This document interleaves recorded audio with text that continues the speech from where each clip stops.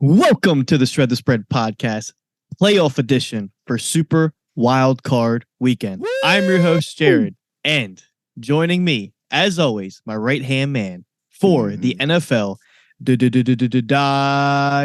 Welcome to playoff edition on the podcast, man. What's cracking? Big dog, it is a big weekend. We are finally here, yo. I mean, Dan, it's been a long time coming. We started the podcast since week 8? Week 9, around that range, man. What? 10 weeks went by. I'm sorry, 11 weeks went by already. We're already in the Super Wild Card Weekend. You know, my sorry ass Commanders couldn't make it. You know, we won the choke and shit. But man, we're here to make some money. At least what we can do is make some money, put these bets in, man. And I'm feeling good about this weekend, man. I feel real good this week. Dude, we've prolonged this episode a little bit. As we told you guys on the last episode, we were going to have a playoff edition, 1 episode a week for the playoffs. Here we are. We decided to do it a little bit later in the week. We didn't want to do it on a Thursday, but we also didn't want to wait till Saturday. So we're here. This episode, as you hear, will probably be out sometime around Friday, most likely. These lines have been moving all week. The Niners opened up at 6.5. Whoever on FanDuel hung that at 6.5 should probably be fired because that line shot up to 10. Now it's down to 9.5. Chargers and Jaguars have been fluctuating up and down. Dolphins and Bills, obviously, with all the Tua news and speculation, that was here and there. Giants and Vikings, the only line that seems to have held some grip. It's stayed at 3, hasn't budged. Ravens been up and down. Well, mainly up because of the Lamar not practicing, the not playing, then the Huntley being limited. So that line has actually went from 5.5 to 9.5. And then we have the Cowboys and Buccaneers, which the Buccaneers open at 3-point underdogs. They're at home in Tampa, and now the line is sitting at 2.5 and has not budged. So we have 6 games for Super Wild Card Weekend. We're going to briefly go into each game. We are not going to make official picks on this episode. It's just going to be too difficult to make official picks. Line movement. We would preferably like to wait until the game starts to make our official bets. Maybe we'll post something on our Twitter for our official bets. I just don't want to give out bets now because we're still waiting on information. We want to make obviously it's the playoffs. So you're going to get the best effort from each team. So we want to make sure we have the most information, clarity, when obviously we put our money on the line. But we have 6 games to get into. Dynell, are you ready? Oh, man, I've been ready. Let's get it. Let's start off with the battle of the Niners and the Seahawks or at the Bay, I should say. San Francisco 49ers are 9.5 home favorites. The total for this game is 42 points. And I'm just going to start off with giving a little background. Obviously, this line has moved significantly into the Niners' favor. The Seahawks, not surprisingly, are what all the sharps are on. But Dynell, I think I speak for us both when we say there's no way in hell the Niners don't blow the Seahawks team out. And I don't need the Niners to put up 40 points because I truly think the Seahawks are going to struggle to put up 14 points.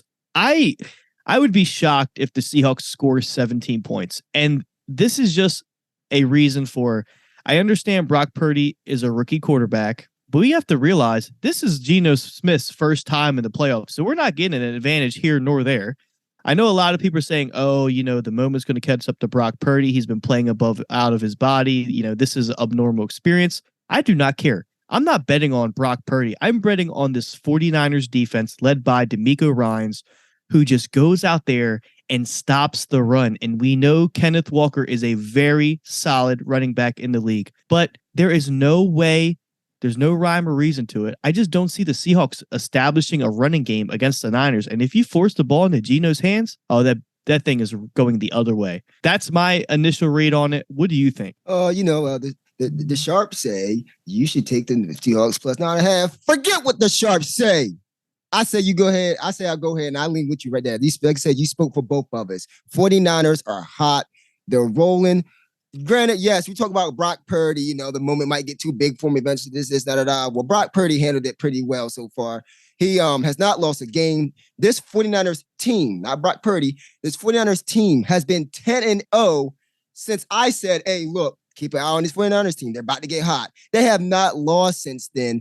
This defense have been playing out their mind. The number 1 defense in the league. And you're telling me Geno Smith and Kenneth Walker can get some movement done against the best defense in the league. On top of that, they've been struggling the past 5 weeks. Look at the Seahawks team. I believe they won 3 of their last 5 games, and the 3 of those wins came from the Rams twice. The Rams twice with Baker Mayfield at quarterback.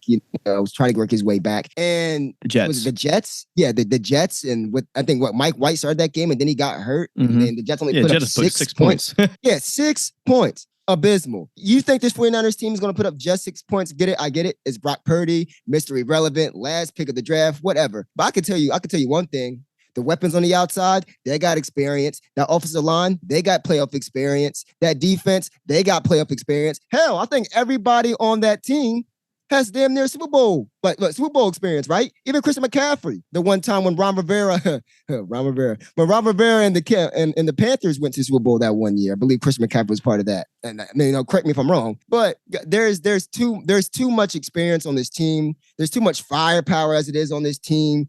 The offense for the Seahawks have been struggling as of late, and I really see this defense putting the clamp down on them. You best believe I'm leading the 49ers here. Good call, Jared. Yeah, there's a reason why Brock Purdy's not only 5-0 his first 5 starts, but he's 5-0 against the spread. So he's been undervalued in every single matchup. And this line shot up from 6.5 to 9.5 with no hesitation. It's not even like the Niners on the road. We're getting them at home too. So I like the Niners in this spot. This will probably be the public chalk that I eat this week. I just see this Niners team absolutely shutting down the Seahawks. The Seahawks were literally given the game versus the Rams last week because Baker Mayfield had so many turnovers. He just set them up perfectly. But let's move on to the next game. The Chargers are traveling to Jacksonville. Jacksonville are 2.5-point underdogs at home, and the total for this game is 47.5. Dude, I honestly have been going back and forth, and I kind of want to see where this number gets to. This is, like I said earlier, this will probably be a game where I'll have to decide right before game time. This game's it's the 8 o'clock game on Saturday for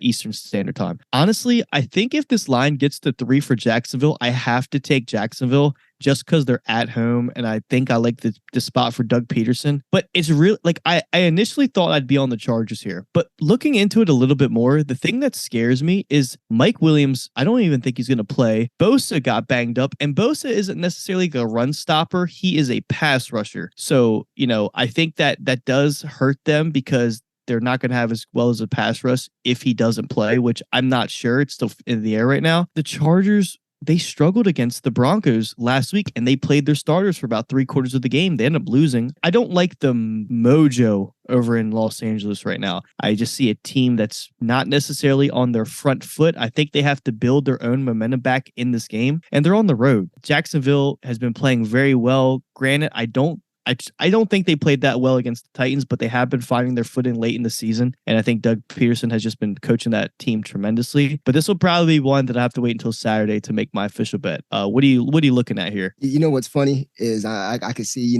I know my producer is on the other side smiling and teasing right now. He loves his Clemson boys. But honestly, I'm going to have to be against you on this, on concern for the one reason. I think it is more like a schematic type way. The Chargers defense has struggled, mightily early on. Giving up tremendous amount of points. Since I like to call you Mr. Analytic, I'm going to give you a nice little analytic here. The Chargers, since their bye week, are second in DVOA in passing defense. And the one thing the Jaguars know how to do, their strength is throwing the ball, setting it up. So that right there alone makes me feel a bit more confident about the Chargers pick. I was right there with you. I was back and forth. I love, me. I love narratives and I love feels. Doug Peterson has a feel when he's coaching this team, man. This team loves Doug Peterson. But then again, what player doesn't love Doug Peterson, Yeah. And I think they're feeding off of that. And that's very, very good for a young team to feed off their coach, because their coach is their general, and he is the one person that has playoff and Super Bowl experience on this team, So it's going to be very interesting to watch. This is going to be a fun game to watch, to be honest with you. I believe Justin Herbert is going to be, I feel like Justin Herbert and that offense is going to be a little too much for that Jaguars defense. I am leaning towards the -2.5 here, but like I said, man, I don't blame you for going +2.5. Like I said, I love narratives. I love feels. Dougie P got them boys rolling. Them boys are playing hard. And Trevor Lawrence is definitely improving from earlier in the season, and I give them props for that. But also, one last thing I want to put up there is the fumble issues. They have a lot of fumble issues between the two Clemson products, and we're gonna see if that's gonna make or break them coming into this game. Yeah, this is definitely a game where I'll probably just end up playing the number because I'm just so conflicted right now. So I'm going to have to dig into it a little bit more. I think it's really going to come down to the Bosa and Mike Williams news for me. So now we move on to a game where this is going to be ugly, in my opinion. The Dolphins are traveling to the Bills, and I really don't need to hit on this much. Dude, it's looking like we have Skylar Thompson starting for the Dolphins, going to Buffalo. This number has shot all the way up to 13.5, and I still don't think that's enough points. I think the Bills steamroll the Dolphins here. The Bills have just, I mean, they looked, not that they've looked amazing versus the Patriots because they obviously had those 2 kick returns their first home game back since the Damar Hamlin's injury, but they just seem to have that swagger. They just seem to, their team just, not that was a positive thing that happened to Damar, but you can see how much the team has become collective. Not only the team, but the fans, the coaching, the league. There's just some type of like spirit around the Bills right now. Damar got obviously discharged from the hospital, so it's looking like he's making really good progress. Who knows if he'll be at the Buffalo Stadium? If he's at the Buffalo Stadium, I mean, that place is just going to erupt. 13.5. It's scary to take that because it's like the books are begging you to take, like, get it before it goes to 14. But dude, this number, I don't think could get high enough. I just don't see how the Dolphins do anything. The Bills are one of those teams that sneak up on you, dude. They could be up by 6. Next thing you know, it's 14. Next thing you know, it's 20. And now you're taking your starters out because the Bills have ran away with the game. And they do it quick, man. They do it quick. They're an explosive team. They have a really good defense, and they're getting healthier. Obviously, Von Miller being out is huge, but what are the Dolphins going to do on offense, man? Skylar Thompson, first start in the playoffs in Buffalo? Give me a break, dude. Bills by 1,000,000. I do not blame you there. I'm not going to lie to you. This game's about to stink more than my socks on a 12-hour shift. This shit is going to be disgusting. This is going to be one of those games where it's just like, wow, man, this would have been a great matchup. It was fully healthy, but man, just what bad luck. I mean, not only just the second string quarterback, this is the third string quarterback we're talking about here, Like, damn, like how unfortunate are you that your starters messed up? He's been messed up all year with his concussions. He's been messed up. Hasn't played the last 3 weeks, and then your backup gets hurt too. So like you're already going in with a disadvantage, down 2. You're on your third guy, and your third guy has been overwhelmed. Let's be honest, Skylar Thompson has been overwhelmed every time when he plays. The biggest thing here for the Dolphins is if the Dolphins want to have any, and I mean any shot, they're gonna have to put pressure on Josh Allen, and they're gonna have to play zone. Don't run man, because you know what he's gonna do. If you run man, he's going deep, or he's using them legs. Simple as that. No QB spy is going to stop him. He's too big and too fast and too strong. And this Miami defense ain't they're not built for the Bills, bro. This Dolphins defense isn't ready for the Bills. The one shot they had was to keep up on offense with Tyreek Hill and Jalen Waddle. But with your third string quarterback in, guys, I don't see it, man. Hopefully Dolphins fans, cross your fingers, pray for a miracle. But I don't believe your prayer is going to be answered here. Don't need to hit on this much. Buffalo by a long shot. Yeah. I 100% agree with you. I mean, especially playing in Buffalo, that doesn't help anything for the Dolphins. Hell nah, them Bills Mafia about to be ready. I knew they hungry for a Super Bowl. Oh, boy. dude, they're going to be fired up this run. We've got an interesting game here. The Giants traveling to Minnesota. Obviously, we remember last game. Graham Gano hit that like 55-yarder to tie the game up, and then Greg Joseph hit that 61 or 62-yarder to win the game. So this was a 3-point game last time they played. The game in Minnesota. Dude, I mean, everything says you take the Giants here. You take the points, you take the Giants. It's going to be a close game. But there's just this underlying condition that I've developed with the Vikings where, immediately like, oh, Vikings, they're frauds. Vikings, they're not as good. They're lucky, blah, blah, blah. But correct me if I'm wrong. But why does it feel like the Vikings are destined for a miraculous playoff run? They're the team that everybody thinks shouldn't be in there. They're frauds. They're like, they got this really good record, but they're not as good as their record shows. They find ways to win. They should have lost this. They should have lost that. Why does this feel like Vikings just make an incredible playoff run? And it starts right here versus the Giants. I don't know, dude. Something is telling me to take that. I think there's a reason why there's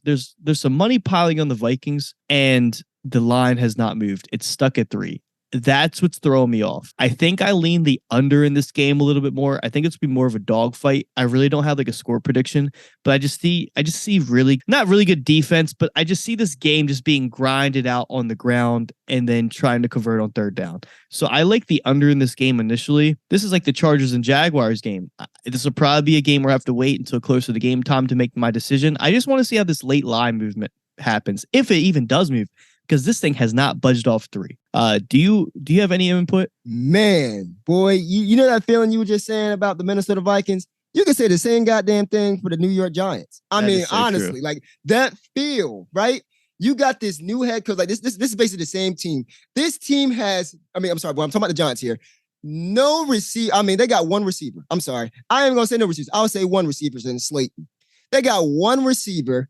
Kenny Golladay, the whole season has not done anything. Decides to just come in all of a sudden score a touchdown last week. I mean, it was meaningless, but still.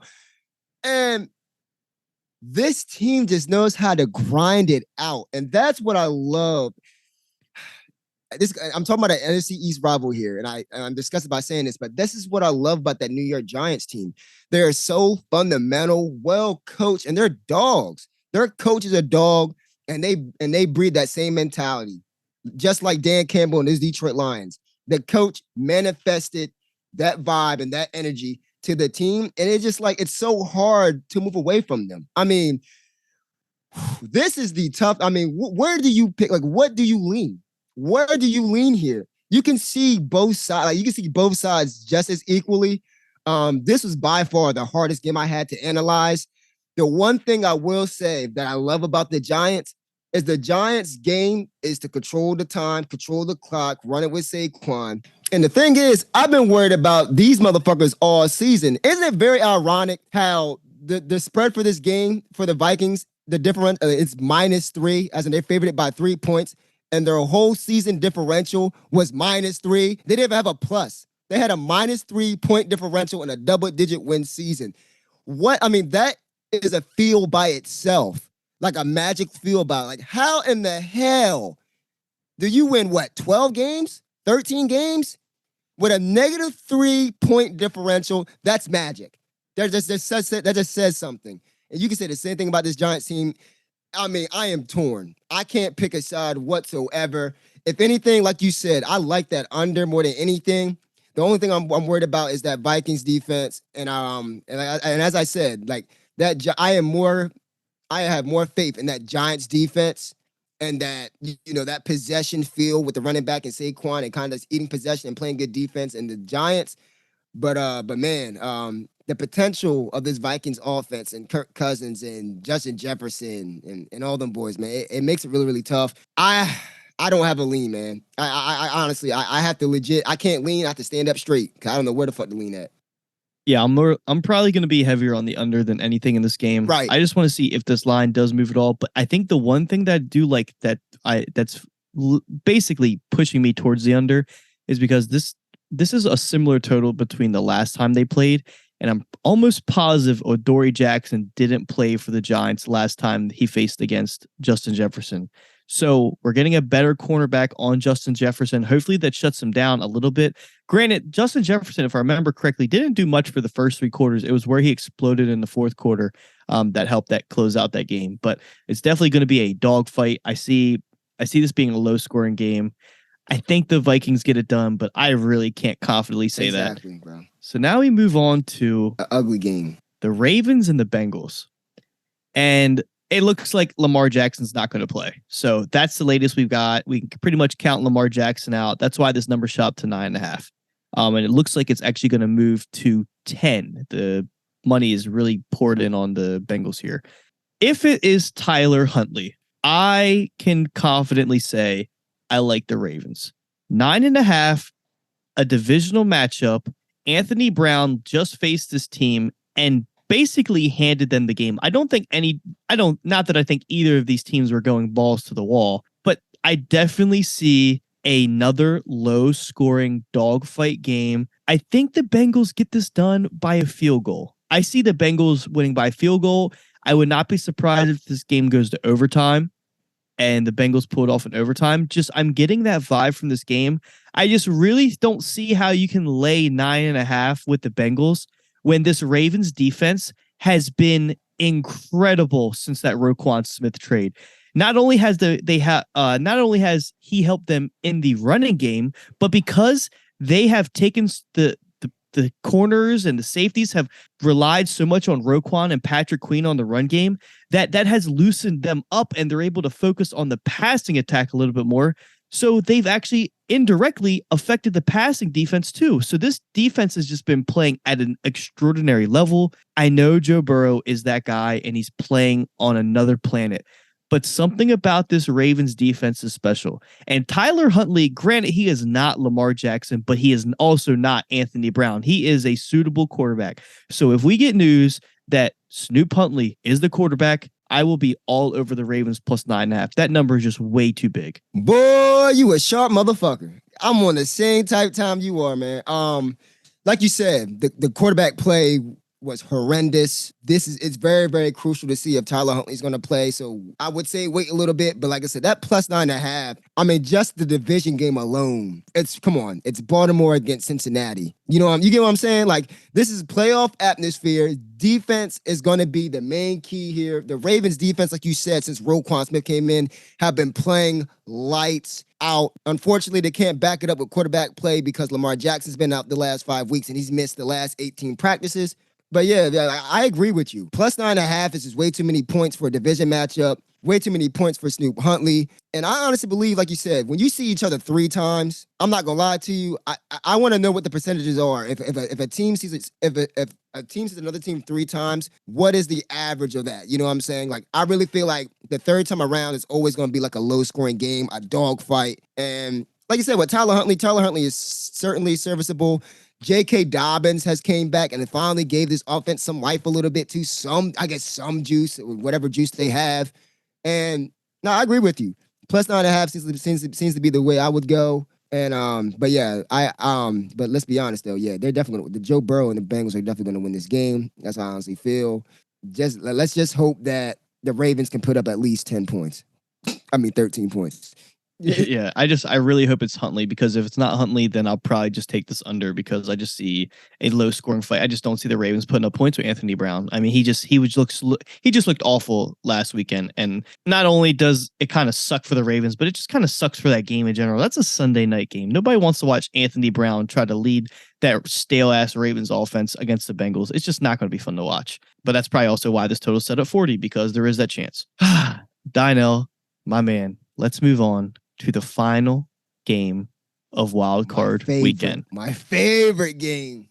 I love this. Dude, the Dallas Cowboys are traveling to Tampa. We've said this matchup was going to happen probably 3 weeks ago. We said it's probably going to be Tampa hosting Dallas in the playoffs. We've seen this coming. The Dallas Cowboys are 2.5 point road favorites. This line has dropped from 3 very quickly to 2.5. The Buccaneers at home. It seemed like Tom Brady and Mike Evans, for some reason, rekindled last week. Tom Brady went in there and was mopping up the Falcons. No problem. When you looked if you were watching Red Zone or NFL Game Day, whatever, it seriously seemed like every 5 seconds you looked up, you saw the same highlight.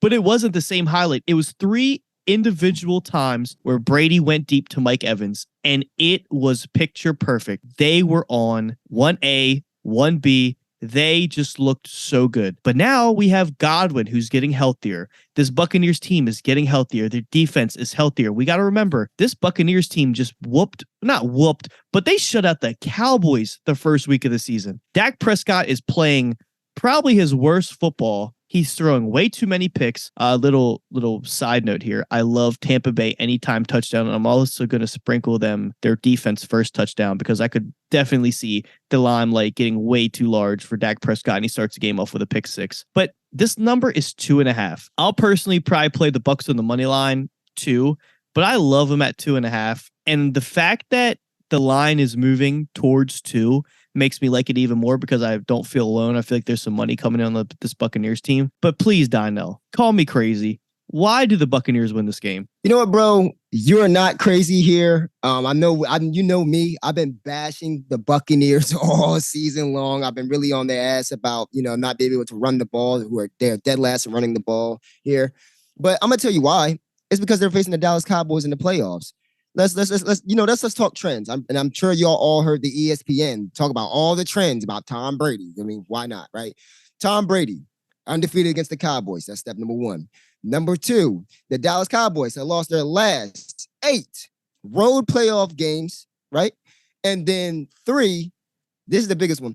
Tom Brady is 20-1 when his team wins the turnover differential, which is huge. As you already know, Dak Prescott has thrown an interception in the last 8 games. This offense has been turnover prone. You just seen it last week. Dak didn't look like he had it. I mean, every time he threw the ball, it was damn near double coverage. I mean, the Commanders' defense was all on it last week. And my biggest thing here, my biggest thing I'm watching here is Vita Vea. If Vita Vea plays in that middle and he's able to stop that Cowboys running offense, they have no shot. They have no shot. This offense depends on balance. They depend on Zeke and Tony Pollard getting the running game going so they can stretch the field and throw the ball. And when Vita Vea in the middle, they really helps the Buccaneers a lot in that when it comes to that regards. To me, I want you to be honest with you. I really think the Buccaneers are going to win this game as well. But when I'm betting, you know how they've been basically pumping these Tom Brady stats and these Dallas Cowboys stats. Hey, it's really, I mean, the trends say, hey, look, the Buccaneers are going to win this. The Buccaneers are going to win this. So I'm going to actually take away from the money line or the spread. I would actually go more into the under here. Under 45.5. I believe that Tom Brady and his offense has struggled all year. Mike Evans and them finally found it. I mean, like Mike Evans had 200 receiving yards that one game. And they haven't, it was crazy. Yeah, and before that, they haven't caught a touchdown. They haven't connected on a touchdown in the last 11 games, So I'm not going to bank on this offense to really take over. I expect quick, getting the ball out fast, quick screens, quick wide receiver screens, using Chris Godwin in the screens, and he's definitely healthy and he's back ready. Yeah, I would mean more towards to that 45.5, man. And like I said, with the Cowboys turnover issues, if they're not able to, I feel like they're not going to be able to run the ball, and the only offensive weapon they have is CeeDee Lamb to create separation, and that's not going to be enough. So no, you're not crazy. It's definitely Buccaneers. It's Buccaneers all the way. They're at home. They're in Tampa. And on top of that, did you also hear about the grass part? The Dallas Cowboys are 11-0. 11-1 on turf, and I believe 1-4 on grass. As stupid as that sounds, that's really a factor there. Even the pressure getting time, the Dallas Cowboys defense and pressure has varied from turf to grass. So it just adds up to see all Buccaneers here. But I might even play it more safe. I'm going to say, hey, look, these offenses are going to struggle under 45.5. Yeah, if this game was happening 5 or 6 weeks ago, I probably would lean Cowboys. But the Cowboys defense, specifically their secondary, has just looked lost, man. They just can't stop shit for nothing. Even Sam, I mean, not hating on Sam Howell, but realistically, he should have not been dicing up the Dallas Cowboys defense. I just think this Dallas Cowboys defense is kind of trending in the wrong direction. They went to overtime versus Texas or versus the Texans. They lost to Washington. They just don't seem like they have their footing. And especially going on the road facing Tom Brady, the clutchest quarterback of all time, there's no way in hell, man. I will probably take the points. I'm not going to touch the total because for some reason I get a weird shootout vibe from this game. Like I just for some reason, after seeing the Buccaneers explode on offense last week and the Cowboys become very stale versus Washington, I could see a weird shootout here. Not very confident on that, but I definitely will be on the Buccaneers side. I think they get it done, and we've been calling this for the last few weeks. We think the Cowboys are going to go to the Buccaneers, and I just think the Buccaneers are going to handle business. I think Tom Brady knows what he has to do to win the playoffs, and that experience is going to carry him to the promised land. Somebody's going to get fired. Somebody's going to get fired. Yeah, even though Jerry Jones said Mike McCarthy's job is not in danger if he goes 1-done. Yeah, bullshit. Go ahead and lose that game and see what happens. But that's been all 6 games. 6 great games. Well, that's to your judgment. But 6 playoff games, nonetheless. 6 playoff games. We've made it. We've grinded the season out, an extra game on top of that, but we've grinded the season out. We will be back next week for the divisional round, the next round, when I actually get to see Jalen Hurts and the Philadelphia Eagles play, because right now they're watching the rest of the NFL fight to make it to their round. So with that being said, Dynell and I, as you've noticed, we haven't made any official picks on this episode. We may put out our picks via Twitter. You can follow us on Twitter at Shred the Spread. We may do some playoff special TikToks. You can follow us on TikTok at Shred the Spread. I think that's going to do it for us. Hopefully you guys have a very profitable, entertaining, super wild card weekend. Dynell, do you have any words for the loyal listeners of this podcast? Yes, sir. I want to give our loyal listeners, a little bit of fun here, So Jared, I'm gonna ask you a question, and I know we haven't talked about this at all. This is all right on you. Okay, this is on the spot. Yeah, on the spot. Who is your Super Bowl matchup for this year? Go. Super Bowl matchup. Okay, so are you talking about betting or like with my heart? No, with your heart. No, this is no betting. This is legit. Who's going to be in the Super Bowl this year? All betting aside. Okay, so if I put my heart into this, obviously I'm going to take the Eagles. I'd be a fool not to take the Eagles. But you know who I would love to see the Eagles face up against, even though I know it's not best scenario for us, but you know who I would love to see the Eagles match up against? What's up? The Chiefs. The Chiefs? Two reasons. Number one, I think it's just a testament to this team. If they can go and beat the Chiefs in the Super Bowl, I think it just solidifies this season. I think it gives Nick Sirianni that kind of like that next push that he needs as a coach for Philly to believe. I think Philly believes in him, but if he went and beat the Chiefs, I just think this solidifies this excellent season. Obviously, the playoffs are just starting, so I don't want to toot it too much. But on top of that, we're going against Andy Reid, and I'm not saying I want to beat Andy Reid, but it would just be a great experience to witness it from the opposite side. Like, obviously, I've watched Chiefs games, and I think Andy Reid is the offensive genius of the league. But then the other part, I'm a huge fan of the New Heights podcast with Jason and Travis, and just watching Jason and Travis Kelce face off. Yeah. Obviously, they won't be on the field at the same time, but they will be watching each other from the sideline. I just think that's another dynamic. So I would love to see the Eagles and Chiefs. Best case scenario, the Eagles match up with some shitty team like the Ravens with no Lamar Jackson or something. But that's not gonna,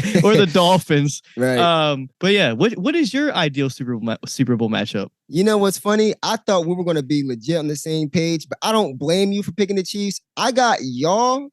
I know people are going to hate me for that. My pop's going to hate me for that. I'm a Commanders fan. No, not even the Bills. Smoking Joe. I've been on this man all year long. I think it's going to be Bengals, Eagles in the Super Bowl. Joe Burrow goes back to back in Super Bowl appearances. What's funny losses, that sucks. Yeah. Funny about that. We'll see about that. But like I said, I'm huge on Jalen Hurts, guys. Like I said, I am a Jalen Hurts advocate. I really love how his everything about him, even since college. But he sat there, calm, cool, got benched for Tua, ended up transferring, ended up going to Oklahoma and having a great season. He really stuck out the whole thing. He didn't try to use the transfer portal in the middle of the year or anything like that.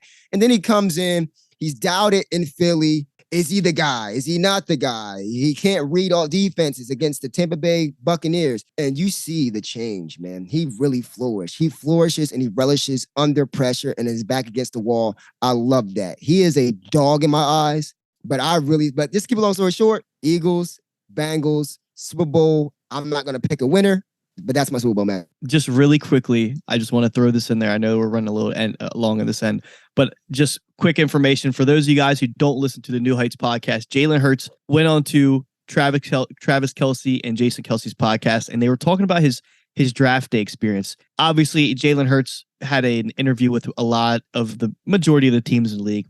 And he said the Eagles were at the bottom of his list. He said he thought there was no way in hell that the Eagles would draft him.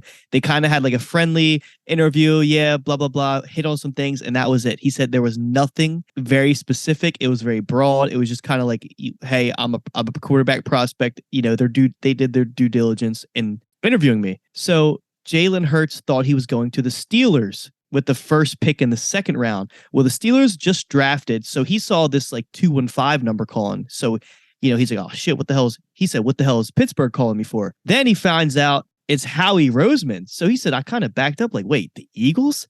And then Howie said, hey, we're planning on taking you with our pick, blah, blah, blah. I broke it down. And Jalen was like, I'm ready. So I thought it was funny how he had no idea that he was going to the Eagles. He thought he was going to the Steelers.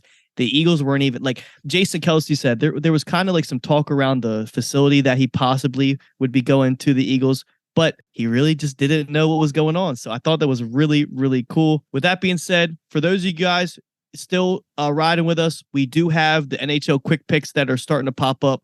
Dynell hopefully will be getting some NBA stuff. He may have an alternative guest with him. We'll see in the future. But I think it's going to do it for us for the wild card weekend. With that being said, we hope you guys, again, have a profitable sports betting weekend. We hope for some entertaining playoff football. Dynell, famous words. Tell Vegas to bring me my money. We will see you guys in the next one. Thanks for listening.